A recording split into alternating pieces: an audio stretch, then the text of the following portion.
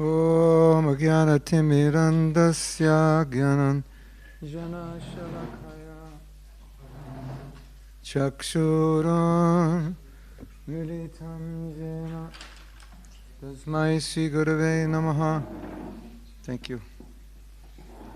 Sri Chaitanya Manobishtam Stapitam Yena Bhutale Swayam Rupa Kadamayam Tarati Shapadantikam Sri Krishna Chaitanya Prabhu Nityananda Shri Advaita Gadadhara Shivasati Gaur Bhakta Vrinda Hare Krishna Krishna Krishna Hare Hare Hare Rama Rama Rama Hare Hare. Can we move this? The reason I don't like this is it totally covers the speaker. It's bad vastu. It's bad vastu. You should see the speaker, right? Shouldn't be big things in front of. So, we're reading from Bhagavad Gita, chapter 2, text 70.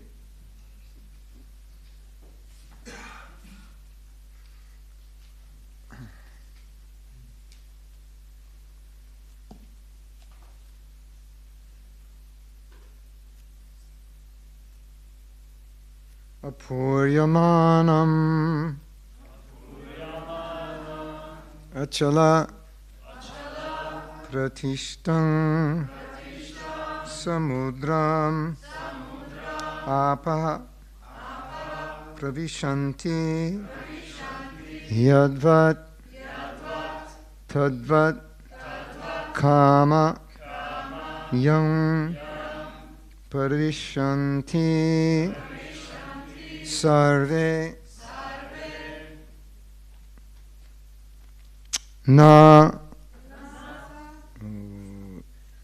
I'm sorry. Sa Shanti Apnoti Na Kama Kami Apoyamanam Chalapratishtam Samudra apa pravishanti yadvat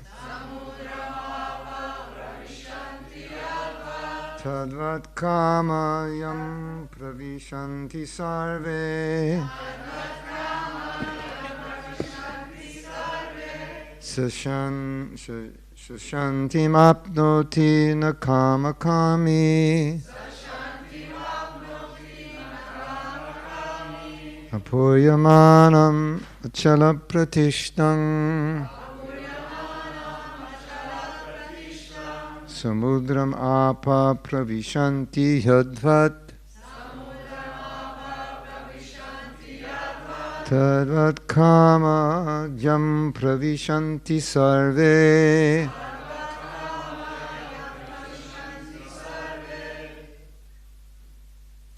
Sashantim apnoti na kama kami Apoyamanam achala pratishtam Samudramapa pravishanti yadvat Tadvat kama yam pravishanti sarve Sashantim apnoti na kama kami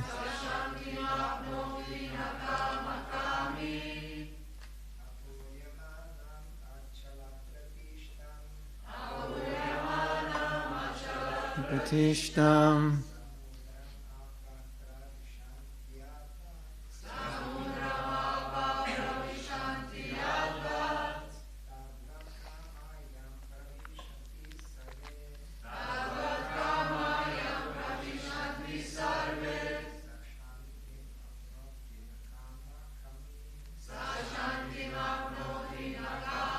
Kami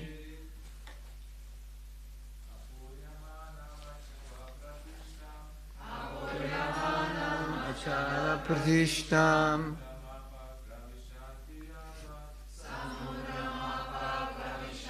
yadvat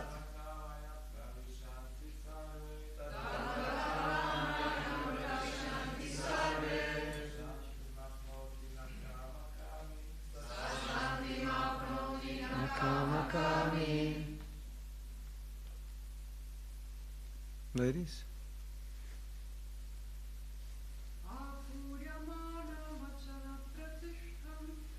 Puyamana Pratishtam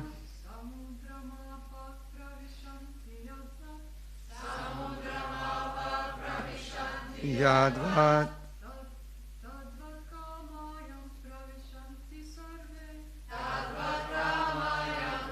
Shanti Sarve Sashantim apnoti nakamakami. Word meanings. Apuryamanam, always being filled. Achala pratishtam, steadily situated. Samudram, the ocean. Apaha, waters.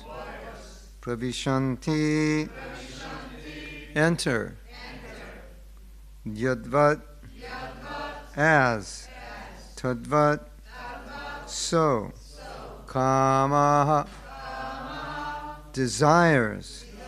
Yam, unto whom. Pravishanti, enter. Sarve, all.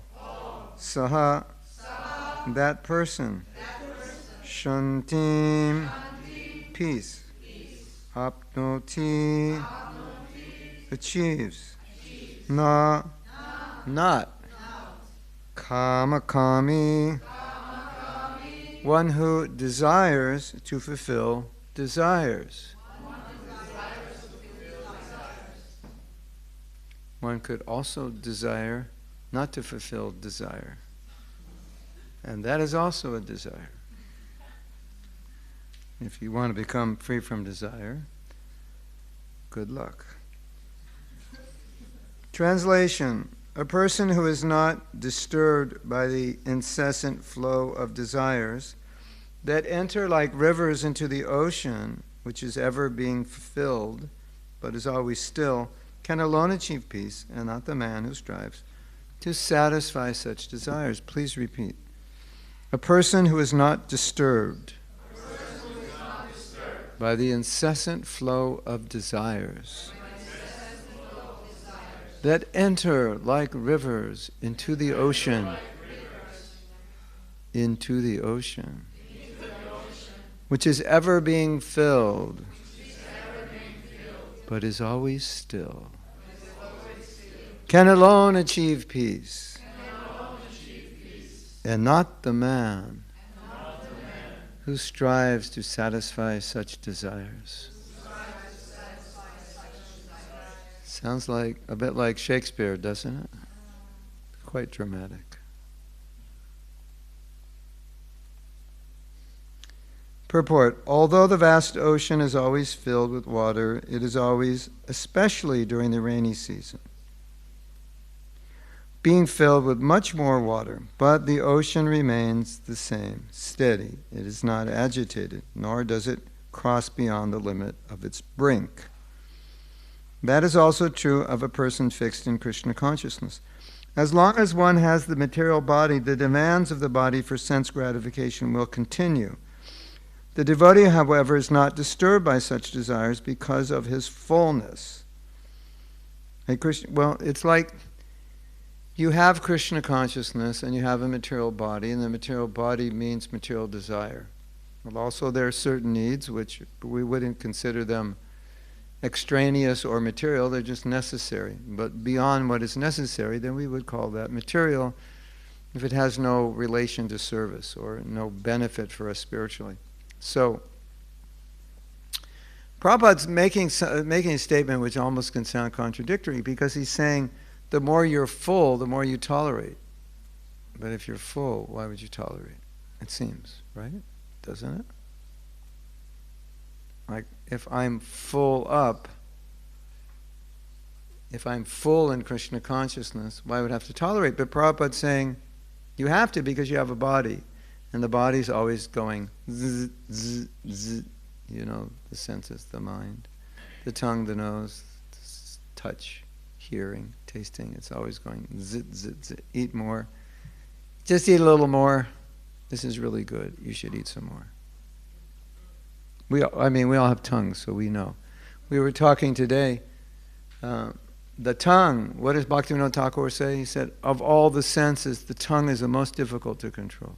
You know, so I was saying, like you eat 3 times a day, and it's hard just to eat what you need, isn't it? Do you ever eat more than you need? Never, right? Only when it's good. Well, only when it's not good. Yeah. I don't eat more than, when the rice is burnt and the dal is burnt, I don't eat more than I need. But when it's full of ghee and curd and yogurt and vegetables, I eat more than I need, right? So it's just the way it is. But a Krishna conscious person, for him it's different, because sense gratification, it doesn't really register on the radar, so to speak, the way it does for ordinary people. So, because for a Krishna conscious person, his happiness is transcendental bliss. It's not sense gratification. So he can experience the pleasure of sense gratification, but it doesn't translate in the same way it does for ordinary people. It translates for ordinary people. This is great. I'm really happy. I really like it. For a Krishna conscious person, it doesn't really register much, because he's experiencing transcendental bliss. So why can he tolerate it? Well, because number one, it's not a big deal.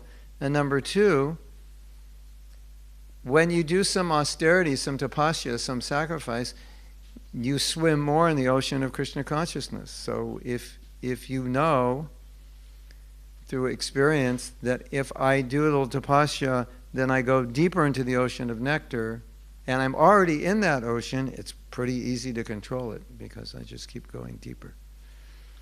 If I have no ocean of nectar, then the sense gratification is the only nectar I have. So let's do it. Get on with it. And for some people, it's like, why would I tolerate this? But for a devotee, he's thinking, all right, the body's pushing, but I'll tolerate it, because by tolerating it, I get to experience more Krishna consciousness. That's how I can tolerate it. And in fact, when you evolve further in Krishna consciousness, you like austerity. You like to tolerate it. It actually makes you happy. Isn't that interesting? Like, you like doing things which are not so pleasing for the body, because it helps your spiritual life. Yes?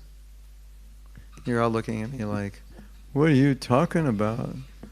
I like ice cream and pizza. You telling me I'll be happy if I don't eat it when they're serving it out? You might not be happy at that moment, but tomorrow morning at Mangalarti, you'll definitely be happier. That's for sure. So, when you're swimming in the ocean of bliss of Krishna consciousness, then you know that story. It's like one of the first Janmastamis, the devotees are fasting. And do you ever fast a whole day before you were a devotee? Like, is that like something you did? Raise your hand if you fasted a whole day and you weren't intoxicated. Okay, 3 out of 4. Voluntarily, or you just didn't have any place to eat? Oh yeah, Muslim, you do it, yeah. No, but we fast, but you get to eat in the morning and the evening. This was all day.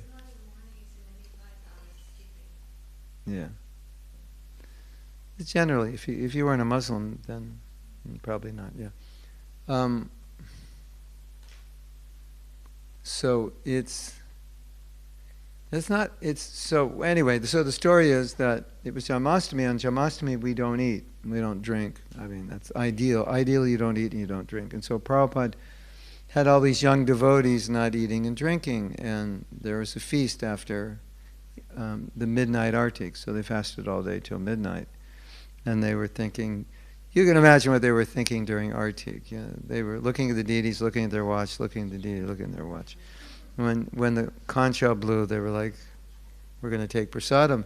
And then Prabhupada said, let's read Krishna book. And they were, we were really hungry and tired in one chapter. Then he went to the second chapter. Then he went to the third chapter. And apparently it was like 1:30 in the morning.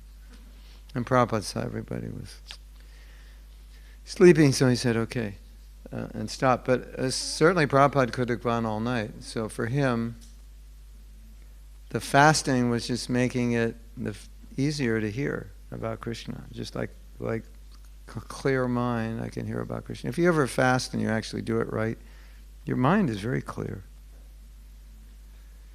So, yes.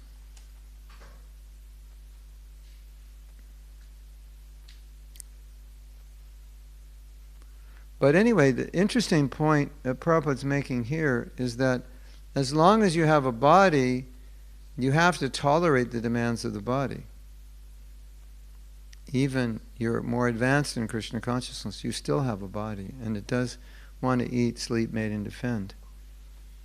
And so even more advanced devotees have to tolerate it. But as you become more advanced, you get better at tolerating. You get really good at tolerating. And then you realize that actually, I thought advanced devotees were ones who didn't have the desire, but now I realize they're the ones who are just better at tolerating. Of course, as you advance, you become detached. Your desires change. But still, it's a very gradual process. As you know, it doesn't happen quickly. Not as quickly as we'd like. So you begin to realize that advanced means advanced in tolerance. Because otherwise, if you don't think like that, you think, well, I have these desires, and the ones who are not giving in to the desires don't have them. That's because they're more advanced, they don't have the desires. And I do, so I'll give in to them because I'm not advanced, rather than thinking, oh, the more advanced are more tolerant. They're tolerating more. They're better at tolerating. And the better you become at tolerating, the better we become at tolerating, the easier it's going to be Krishna conscious. And as you practice being tolerant, you get better at it. And as you practice not being tolerant, it becomes more difficult. Okay.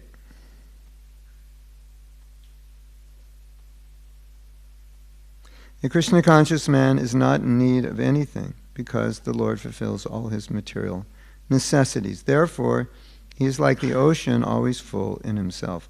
Desires may come to him like the waters of the river that flow into the ocean, but he is steady in his activities, and he is not even slightly disturbed by desires for sense gratification.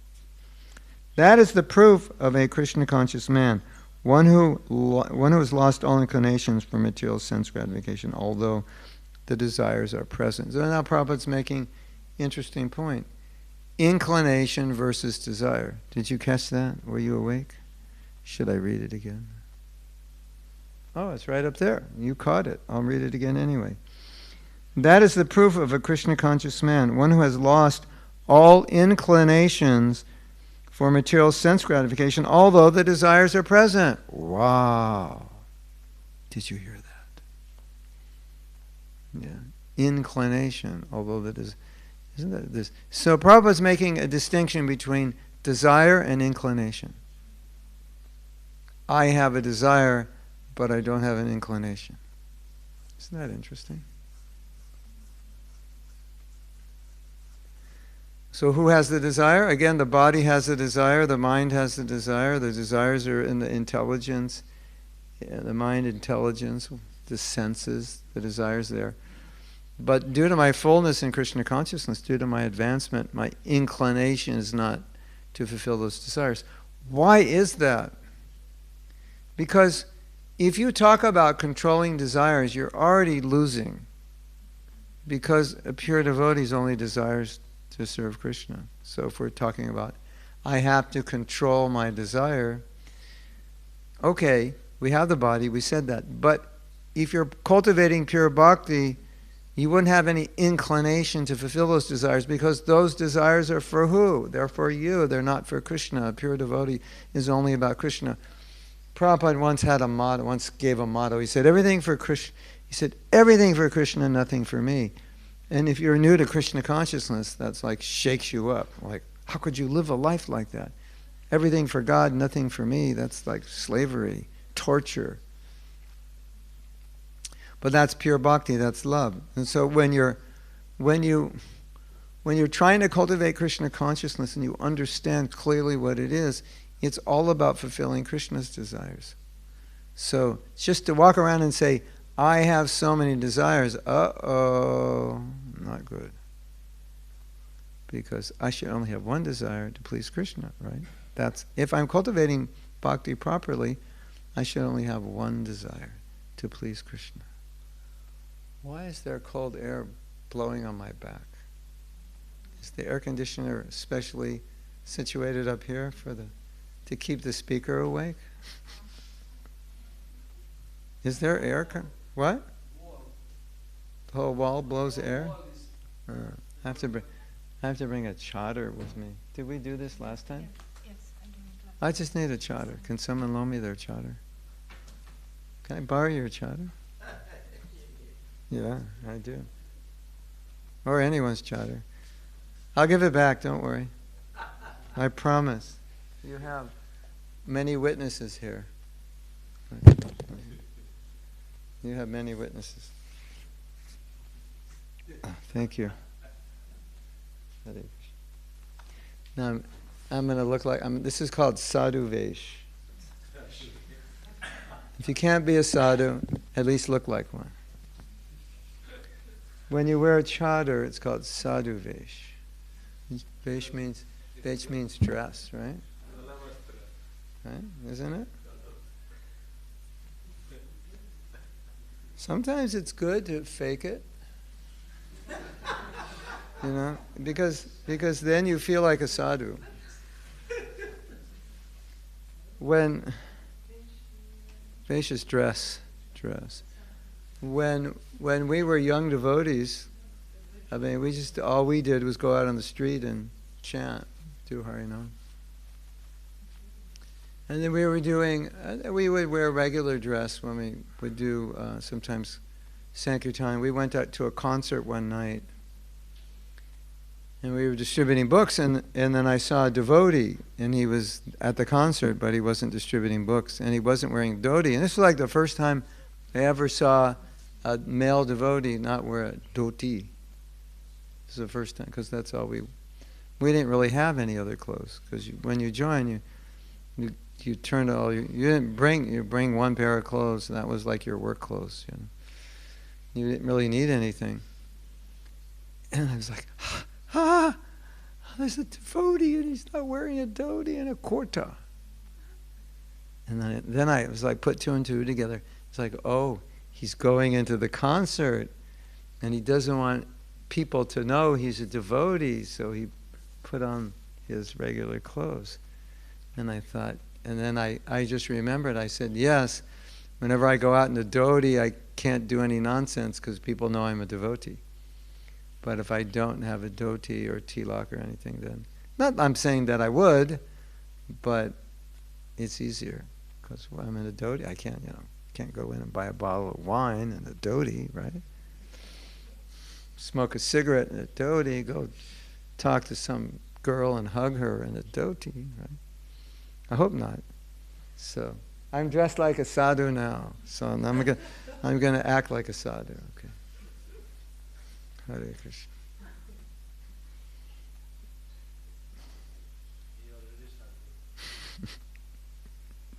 But now I feel like one. What's the use of being one if you don't feel like one? You know?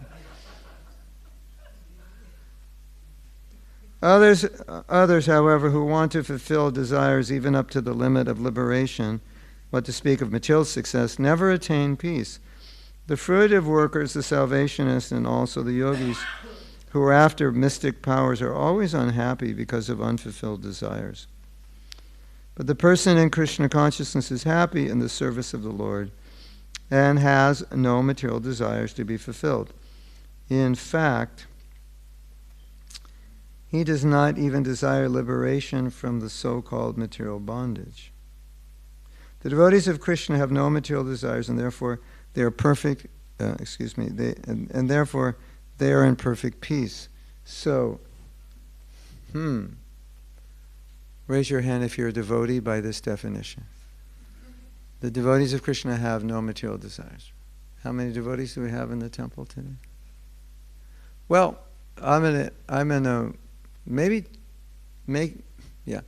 okay. If we have a desire, and we all do because we have bodies, but we don't act on that desire, then I would say, no, you don't have material desire.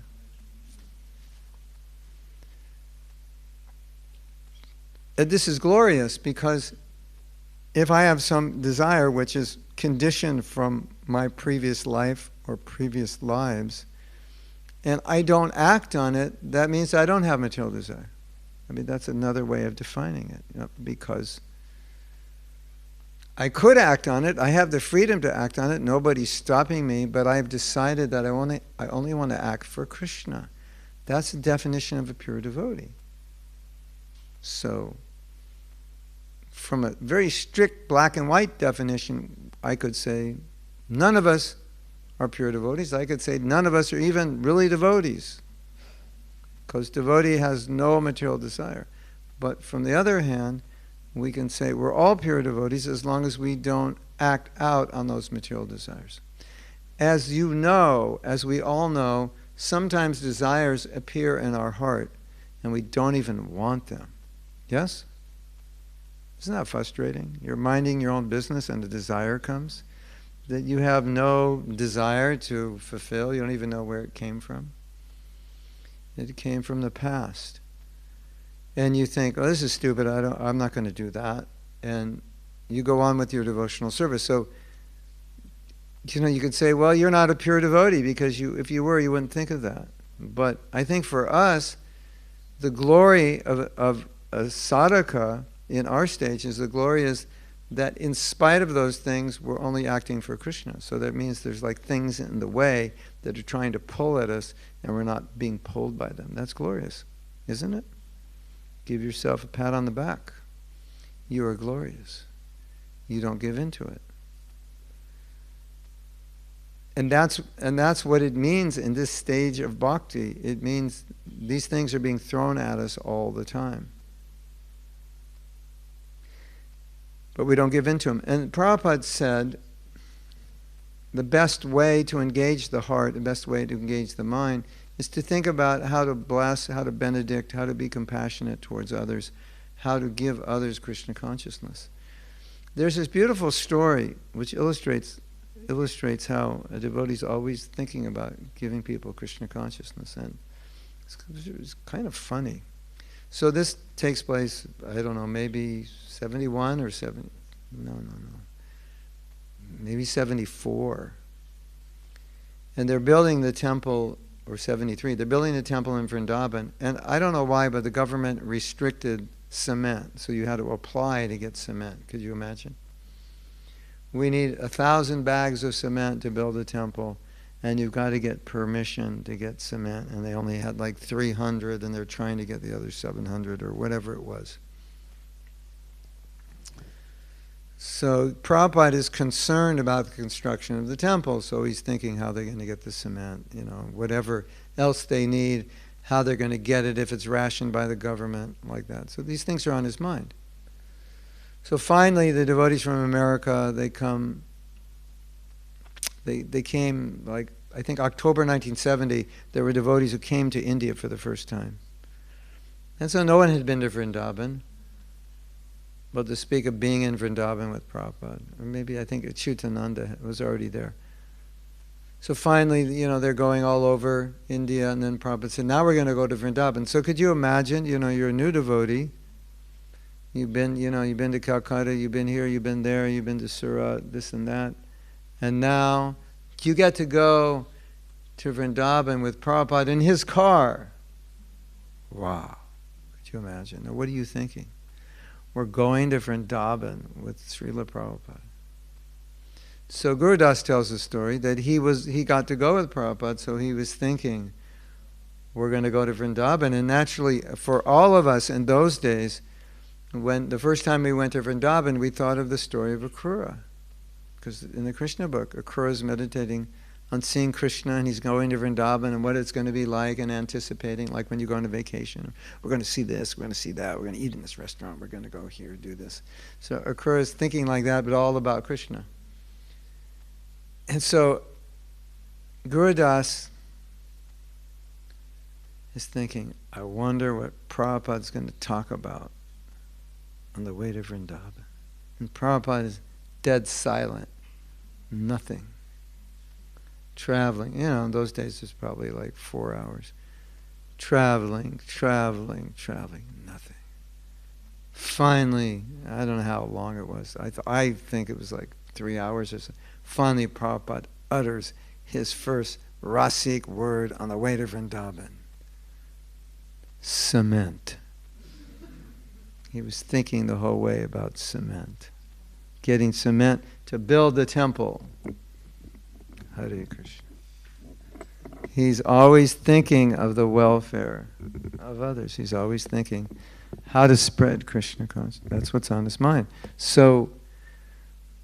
So many of us, if not all of us, are constantly thinking about how we can spread Krishna consciousness. That's what's on our mind. That's what's in our heart. We're not thinking about how I really have to get a bigger house, like 14 bedrooms with 4-car garage, so I can put my Ferrari in one, my Alfa Romeo in the other, my Lotus. And we don't think like that. I mean, we think what we need.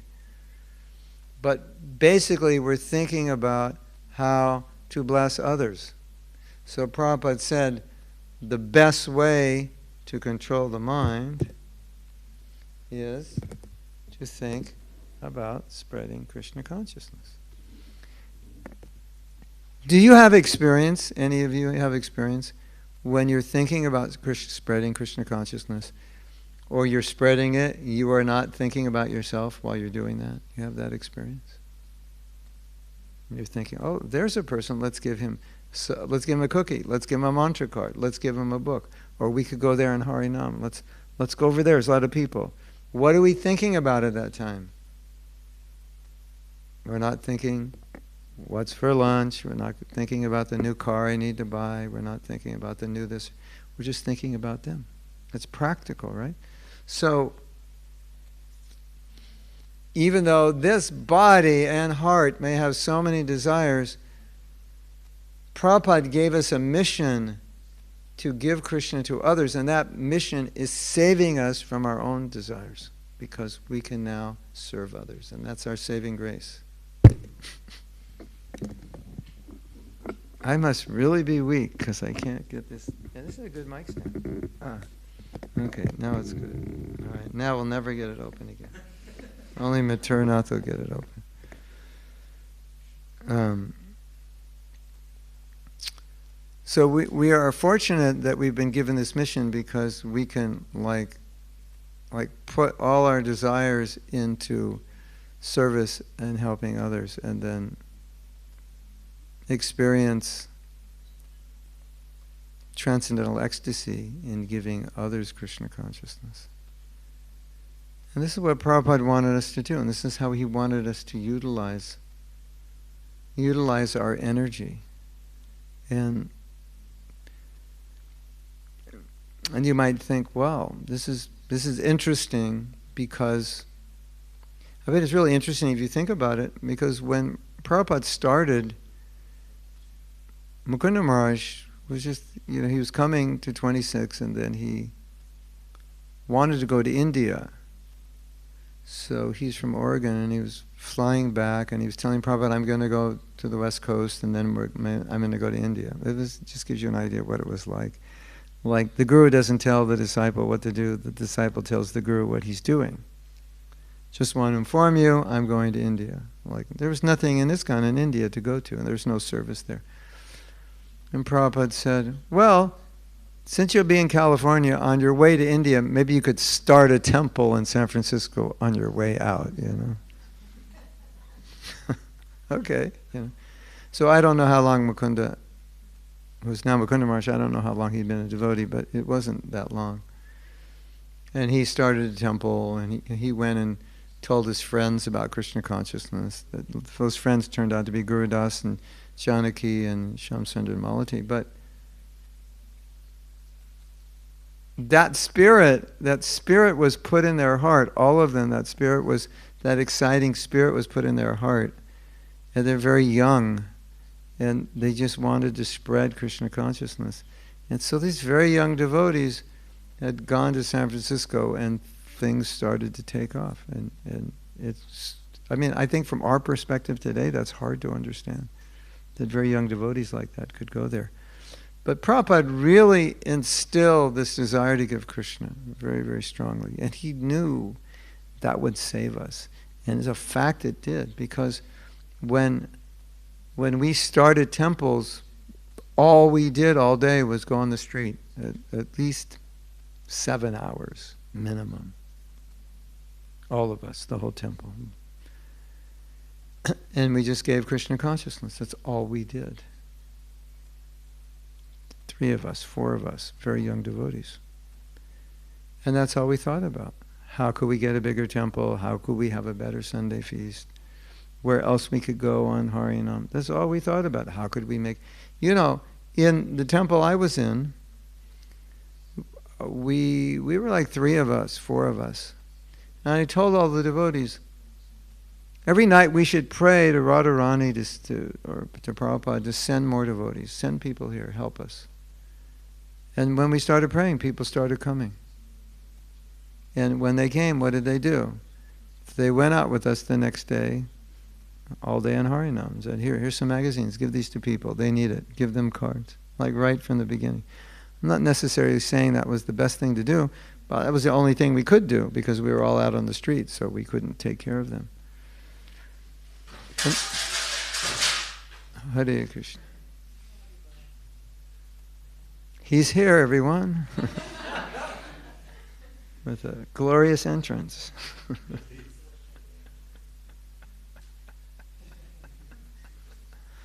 Hare Krishna.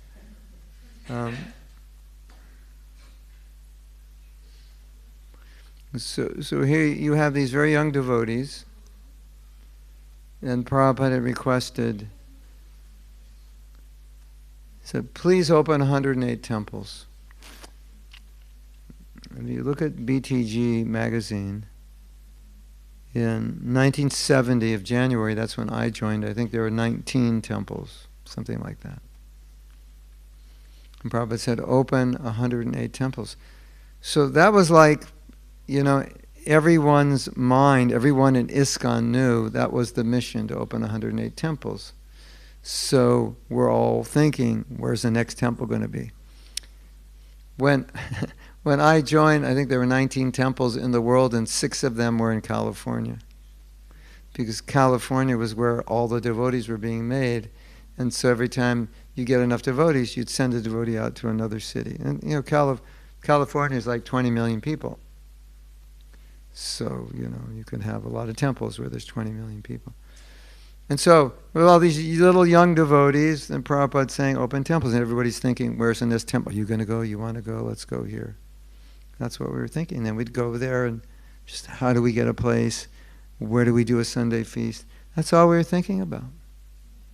And because that's all we're thinking about, somehow or other, even though we're 20 years old, full of passion, highly conditioned, we weren't thinking about anything other than how we can spread Krishna consciousness. And I try to remember back to those days, and I ask myself, how was it that you could do that? Because you were such a young devotee. And you'd given up so much. And this lifestyle was so new. How could you do it? And I try to think back. Did you joined, you made all these sacrifices. Did you have a difficult time? And when I look back, I can't think. Trying to think, I must have had a difficult time, but I can't remember that it was ever difficult. Because if it were difficult, I didn't have enough time to think about it, basically. Because how do you think about your problems when you're on the street all day chanting and distributing books? Well, you can think about your problems when you come back, but when you come back is Sandhya Artik and Bhagavad Gita class and Krishna book. Well, you could think about your problems after that. But this, I'm serious. I'm not exaggerating this. We worked so hard and slept not quite enough that nobody laid down and was not asleep within 5 seconds. Seriously. I don't sleep well where people snore. I can't remember anybody snoring because in 3 seconds I was gone. I was so tired. So we didn't have time to think about anything but get your rounds done, clean the temple, go out mission. And I was in charge of a Sankirtan party. And the devotees used to say to me that, I have problems, and I was going to talk to you about my problems, but when I go on Sankirtan, I'm dealing with other people's problems, and I forget my problems. Because they have a lot more problems, and I have to help them with their problems. And so my problems don't seem that important anymore. And I'm not trying to minimize your problems, but I'm just saying there was so much to put our mind into, so much to think about, that even though we had all these material desires from conditioning, we didn't have the inclination because it didn't fit in with the picture of spreading Krishna. Like, what are you going to do with all your material desires if you're trying to spread Krishna consciousness? All you can do is satisfy your basic needs so that you're peaceful, and then you utilize your time, mind, energy, heart, everything in spreading Krishna consciousness. And you're fulfilled in utilizing all your abilities and talents. I remember first joining ISKCON, and from the time I was a teenager, I would play music, specifically play guitar and write songs and try to be a rock star and, get with my friends together and play in bands and like that. And it was so like, whoa. Play the same song over and over again. Baby, don't leave me. And then I remember when I first started doing kirtan, I felt like, oh, now I have something to sing about. This is like much different. It's much better. I feel satisfied. And then it was like, oh, well, you could put all this energy, musical energy and creativity, you can put that into Krishna consciousness and just absorb your mind. And subsequently, over the years, I've taken Shastra and sang and recorded, and then in Sanskrit and in English also. And at one point in my life, I never did this. I don't know, maybe I should do it. But after I did the Brahma Samhita, and the devotees liked it, I thought, well, there's so many prayers in the Bhagavatam. So I was one day in Bhagavatam class, I went through the whole Bhagavatam, and I found like, oh, we could do like 17 songs of prominent prayers, like Prahlad Maharaj's prayers, Kunti's prayers, the prayers of demigods, because the Bhagavatam is like so many prayers. It's just like, well, I could absorb myself musically. There's like unlimited. And then I once wrote a poem about Lord Ram's Leela. Kalakanta Prabhu wrote Krishna's birth, and then I sang that in English. I mean, it's like, you can just absorb your mind. If you're a writer, a poet, come on, an artist, I mean, it's like you can just go completely nuts, absorbed in how to spread Krishna consciousness. If you're a speaker, course creator, podcaster, whatever, it's just like you can absorb it. And your whole thought is, how can I do this to communicate Krishna consciousness for the benefit of others? And you're happy. And it's not about you. And it doesn't even matter if you're famous or not. It's just you do it. Somebody likes it. Wow. Should I write this song? Should I write this poem? Yeah, if one person reads it and benefits, why not? It was a success, right? So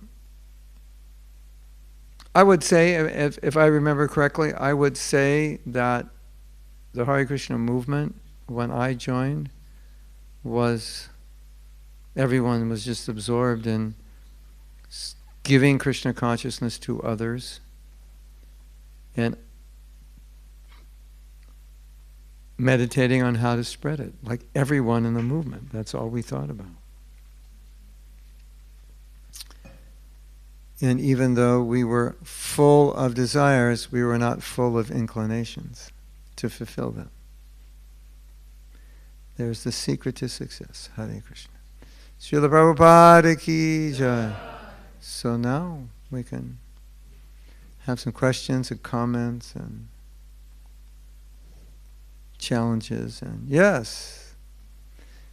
Yes. The Odarya. Well, this is appropriate, right? The merciful, the one who's magnanimous is going to speak. Oh.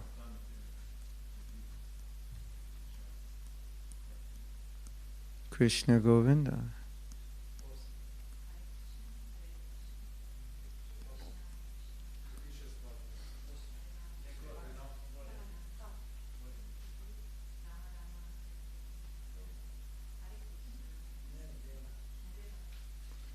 The light's on? Yeah, I'll repeat the question. I think they just turned me up instead of you.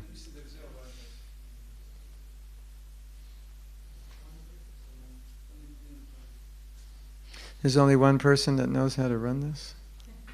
And he's sitting in the back. He's going to go and go, bing, and it's going to turn on, right?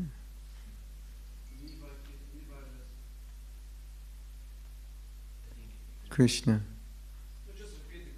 Okay, you can ask. Thank you.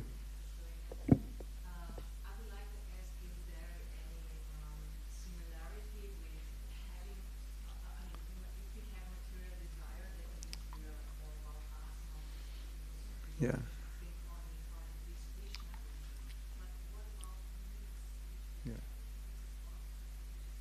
Yeah. Yeah. So the difference between needs and desires, and what are they and what are they not? Yeah, okay. Yeah. The difference between needs and desires. Needs vary according to individuals. So, like, what could be a need for you could be a desire for somebody else. It's possible, right? Because to me, it's like what are beyond what you, when it goes beyond what you need. Like it goes off the chart into this is not necessary, or this is detrimental to my spiritual life, or this is in the realm now of this is more about my personal happiness and satisfaction than Krishna's. So when does that need turn into no longer a need, but a desire which is detrimental? And so, let's say for me, my need's up here, and it's not detrimental because that's what I need to function normally. But for you, down here is all you need. So if you're up where I am, that's excessive. It's not necessary, and it's going to affect you. It's going to have for you down here is going to have the same effect as for me way up here, like this. So we have human needs, and they need to be fulfilled. I mean, we have obvious needs, physical needs for sure. We have ashram needs. We have varna needs. We know sometimes. You know, it's like.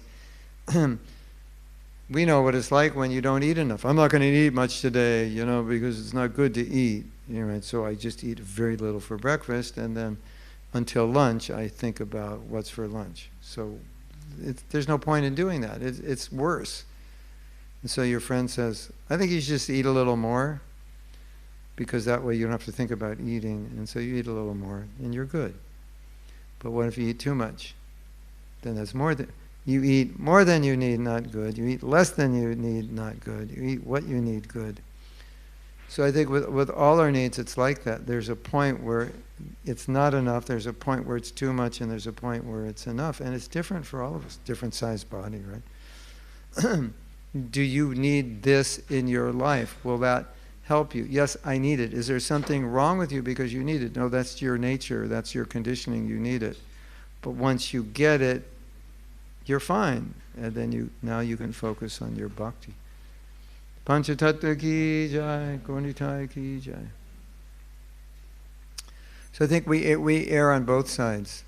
Too little or too much. We can distinguish a desire, a material desire, by something that is harmful for bhakti. That's what I would say. You know, like, is it necessary? Is it taking energy away? Is it wasting time? Is it disturbing your mind? Is it causing you to endeavor in ways that there's just are impediments to your bhakti? And, it takes some honesty to admit it, because sometimes we don't want to admit it, because if we admit it, then we can't do it. If I admit this isn't good for me. So sometimes we make up stories that it is, but sometimes those stories are not made up. It's just, I actually need this. If I don't have it, it's not good for me. The Prabhupada once told a story which is it's kind of like a catch-22. You understand catch-22, or is that American? Is it? Catch-22. You need to be watching more movies, more American movies. It's damned if you do, damned if you don't. It's like a catch. If you do this, it's a problem, but if you do the opposite, it's a problem. So Prabhupada he said, so there's a laddu, and you're thinking, probably shouldn't eat it. It's not good. But maybe I should. But maybe I shouldn't. To laddu or not to laddu? That is the question. Whether to be sweet or austere. And then Prabhupada said, then you eat the laddu and you think, oh, I shouldn't have eaten the laddu. He said, that's the nature of, like, I think I need this, I want this. No, maybe I don't need it. So there is that dilemma, like sometimes you kind of lose on both ends of it. It's like, it would be better if I didn't do it, but I really want to do it, but then I do it. It's like, why did I do it? I didn't really need it. So, you grow and you learn from experience to kind of, to understand your own advancement in Krishna consciousness, to what you need and what you can give up. And then I think as you advance, it also becomes like, well, like I want to advance more. So if I want to advance in this level, I should give up more. And can I do it? Because I really want to be here. And then you try to do some austerity, and you see, can I push the envelope a little bit? So I think the worst thing is to try to adopt someone else's level of austerity, and just not be real. Like, well, I know I should be more austere, and I know I should be more detached, but I'm not, and so I just have to deal with it, because if I don't eat that laddu, I think of laddus all day, and I know if I eat it, I'll probably be frustrated. I really didn't eat it, but at least I won't be thinking of laddus, all day. So we have psychological needs, we have physical needs, emotional needs, varna needs, as I said, ashram needs.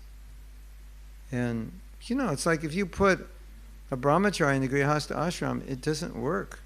Like, I think you should get married. No, I don't want to. No, you should. And then he does it. It's a disaster, right? It's not his need. So you don't want to try to fulfill a need you don't have. You don't want to avoid a need you do have. And you have to decide. You have to figure that out.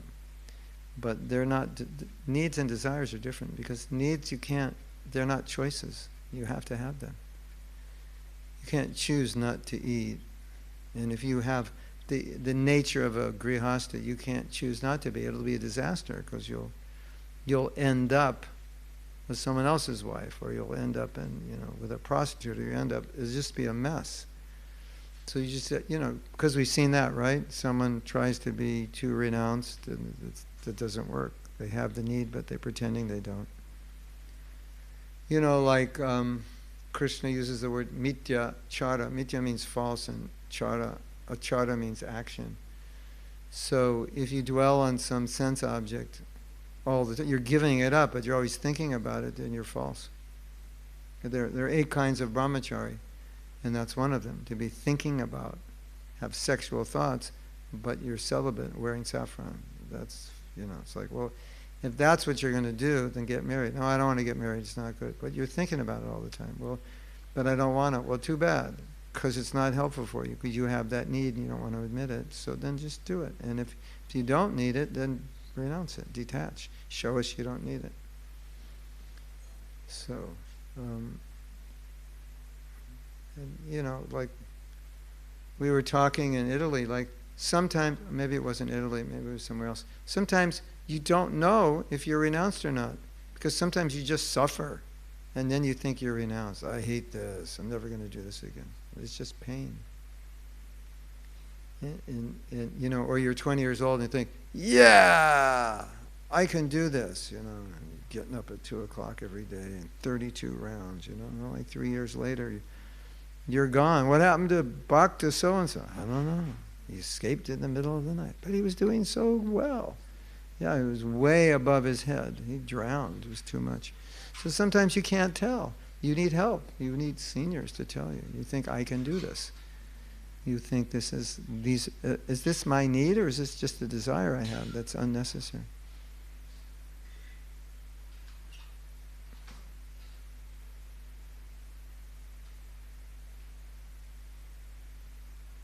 We have this little joke in the Hare Krišna movement. It's called Varnashram in reverse. You start out as brahmachari, then you become a sannyasi, then you become a grihasta, then again you become vanaprastha, and then again, yeah. So we learn from those mistakes. But we didn't have adults to tell us, no, I don't think you should do this. No, but I want to, yeah, but you have needs to fulfill that you don't even know you have. And the senior can tell you, show you that. Sometimes we find some devotees have certain talents and they suppress them. I think it's just Maya, I don't need to do it, I have other service. And it may be true to some degree, but sometimes they have to do them. They can't not do them. It's such a strong need to be fulfilled according to their nature. They cannot do that, Like Satsuru Maharaj, he's a prolific writer. He gets up every morning early and he writes, as you know. He's probably got like 100 books or something, right? Could you imagine if Prabhupada told him, this is a material desire, you're writing and you should stop? I'm sure it would cause him severe trouble, maybe depression, maybe ill health, all of that, because it's his nature. It's like it's his need. He needs to. It's like deeply ingrained in his varna, you could say. So is it a material desire? I wouldn't call that. It's a need, and he's using it for Krishna. And it would be bad if he didn't. Especially if you're very talented. It's kind of bad if you don't use it for Krishna in the name of detachment, when you could use it in a valuable way. Like, let's say there's somebody here in the temple, and they're really good at business, but they're like, I don't want to do business, I'm finished with it. I'm like, what, did you have a business? Yeah, it was a multi-million dollar business. Well, how'd you do it? Oh, it's easy. You just do this, that, and that. You go, Prabhu, we're refurbishing the temple. I don't want to do it. No, we want you to do it. It's good. You have the talent. You're the only one around here who knows how to do that. So that's good. Use it. You like to make money, don't you? Yeah. Well, then do it for Krishna. Oh, it's Maya. No. No, use that nature. I know a devotee. He is such a Vaishya. I never met such a Vaishya in my life. He's Vaishya from the toenails to the top hair on his head, and every square centimeter in between. I've never been with him where he didn't talk about how to make money. So, we were talking about a preaching program, we're going to do a retreat. He's like, so this is how you do it. We'll get 200 people to come. We'll charge them this much. It'll cost us this much. We'll come out with about $80,000. And all I think when I'm doing is like what we're going to teach, how we're going to facilitate people, what we're going to cook, and he's looking at the numbers. Like the whole conversation was like 3 minutes on what we're going to do and 57 minutes on how we're going to turn it into money. So after I talked to him, it's like, okay, I get it, what a Vaishya is. Like, I got it, it's like, and I was thinking, I have a company and we do workshops, and I'm like, I need one real Vaishya. Because if I had one real Vaishya, it would really help me, because they would say, okay, this is very good, don't teach this, teach that. Because if you teach this, you're going to get 10,000 people. If you teach that, you're going to get 10. And you're going to do it here, because if you do it here, you can charge 3 times more money, because it's a fancy place, right? And you're going to wear this, and you're going to brand this, and It's like, yeah, we need that, So, so what happened with this devotee was, he started a business. I don't know, he was like 40. He took over a business that some devotee started, and he made it a multi-million-dollar business, and then he sold it. I don't know how much he sold it for. So this was like, so he's like in his early 40s, and he sold the business.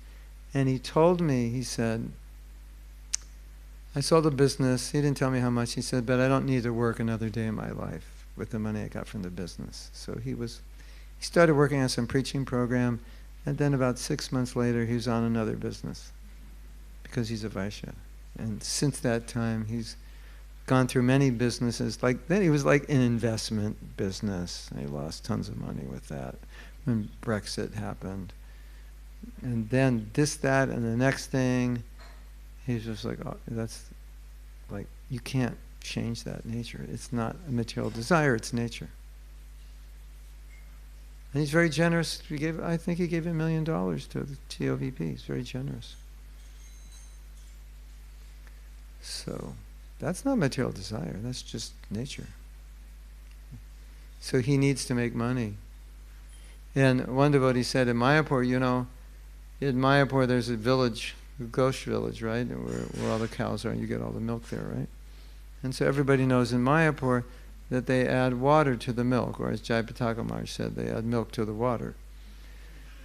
So one devotee said, there's such Vaishyas, if they don't add water to the milk, they can't sleep at night. It's like, I'm not cheating people. How can I sleep peacefully?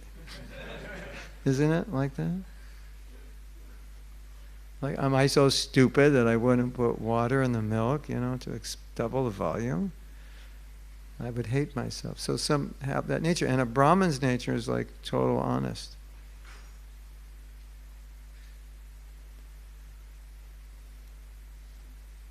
So if you don't know the difference between a need and a desire, then get the help of someone who would be able to help you. Another thing we see also is that we're all conditioned differently by our culture. And so many people who join in third world countries or in India come from very simple backgrounds. So, they move into the brahmacharya ashram, there's like 400 guys sleeping in a room like this, practically on top of one another. And they're loving it. It's better than home, It's like, that's how it was at home. It was like 14 brothers, we all slept on one bed. I love it, And the American comes, it's like, where's my room? I need a room, otherwise they won't move in here. And so the American looks like he's so materialistic, he needs his own room. And the village boys in India, they look so renounced because they can just sleep on the floor, on top of one another. But it doesn't mean one's more renounced or not. It's just that's how they grew up. That's what they're used to. And so you have to acknowledge that. That's just what I need. Right? Have you seen that? Yes? Like in Indian families, they like to sleep all like three on a bed, right? Everybody, and even the family, everyone together. And I don't know about your country, in the Western families, like if there's 2 kids and 2 parents, there's at least 3 bedrooms, if not 4. Okay, you know, and at a certain point, the husband and wife don't even want to sleep in the same room, so you need 4 bedrooms. It's a different culture. Another story. I'm just kind of elaborating in case you really haven't gotten it yet. I had a godbrother, he was a sannyasi, and so all the brahmacharis were traveling in vans, distributing books, and he had a bus that he converted into we call it motorhome, you call it caravan. It's a full bus. You take out the seats, put in a shower, you know, bedrooms, closets.